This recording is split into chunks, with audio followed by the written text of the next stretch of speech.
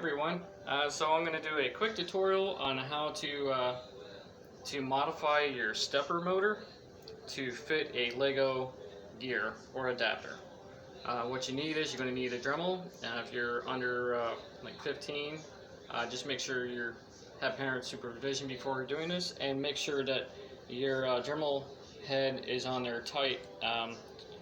You use this button just to hold it down, and then you just tighten it up like I just did.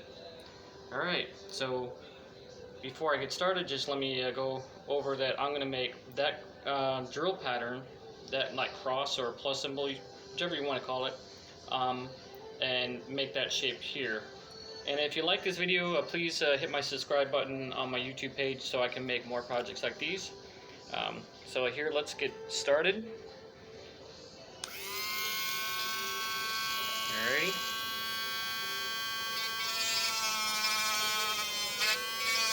Now you just do the best you can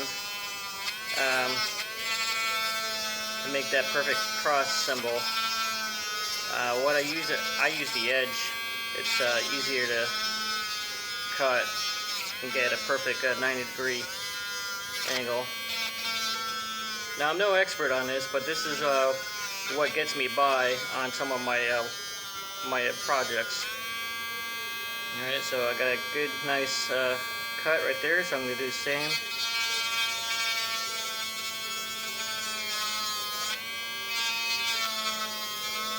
And make sure you keep your fingers out of the way. It'll just probably shave some skin off, but I don't think you would have to run to the hospital using this kind of head.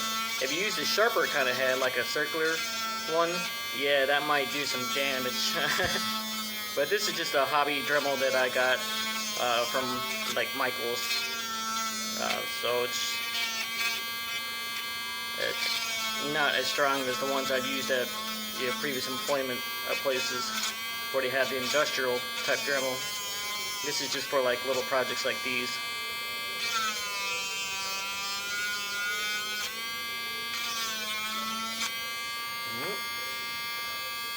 And just try to match up the side as much as possible. It's okay if it's not, you can still, trim off the excess and make it fit.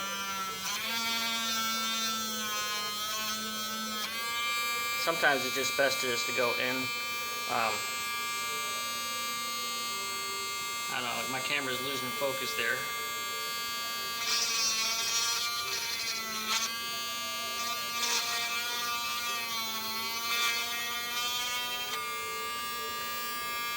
And, if your arms get tired, your fingers get tired, take a break. There's no rush. This is not a competition. Just take your time.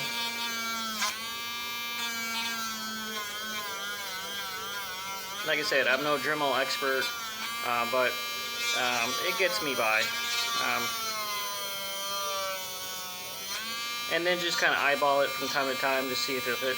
Now, like I just did, make sure you don't cover up the hole, because if you want to use that hole to drill down the gear, if that happens, just gently tap over the top. Just get rid of the excess.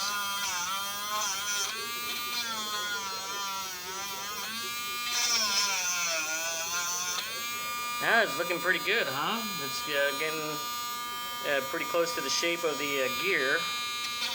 I'm just kind of a neat freak here, and I just want to make it look as clean and perfect as possible. Alright. Let me make sure I got everything, because what you don't want is the gear to pop off, while it's moving around.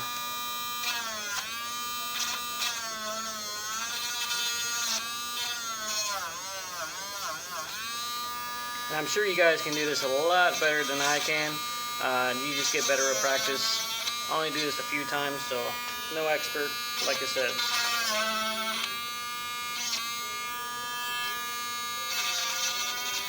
And if you accidentally cut off one of the arms, it's okay as long as you got 2 or 3 points on there to turn the gear. Alright, see if it fits.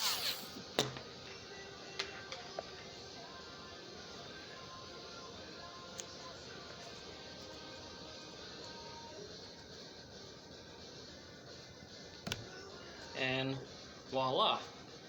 Now, you can screw this down with the little screw that these little servos come with. Be careful, don't try to over tighten them because they will strip and it's hard to get them off once they're on there and stripped.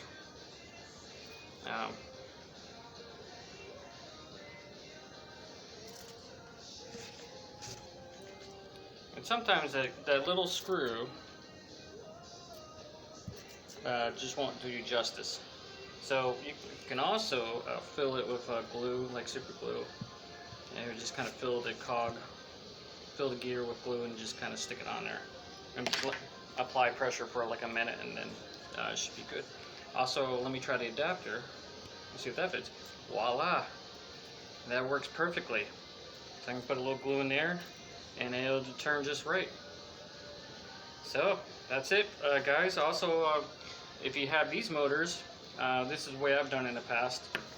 Take this Lego piece, this round Lego piece, if you can get them, and this works great if you just put a bunch of glue in there just to hold it in place for these type of motors, these little servos. And then fortunately I found a right gear size that would fit in the adapter, Lego adapter, and fit onto the servo. One last one, I did one like that with like a 40 tooth gear on that servo, on my bigger ones.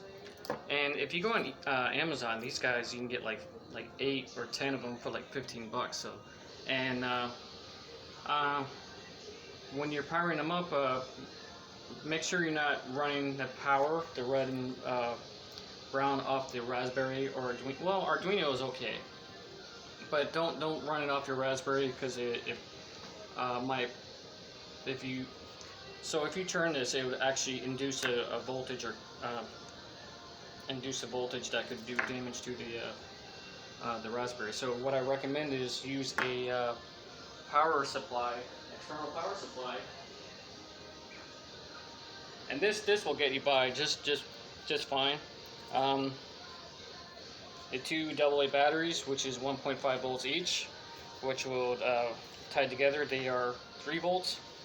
And so you would take your red to your red and your brown to your black, which is your negative on your power supply here, and then your orange is your signal, your control, and that's what you would tie to your Raspberry or Arduino onto your GPIO pin. So, and trying to think of anything else. Oh, one more thing.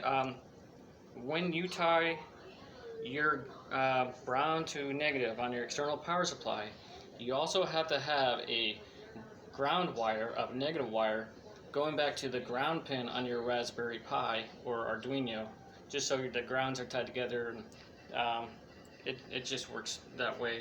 That you have your external power supply tied to your ground pin on your Raspberry, which is tied to your negative on your stepper motor.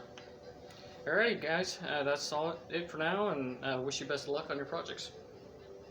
And thanks for watching, and please hit the subscribe button if you want to see more videos. Alright, thank you.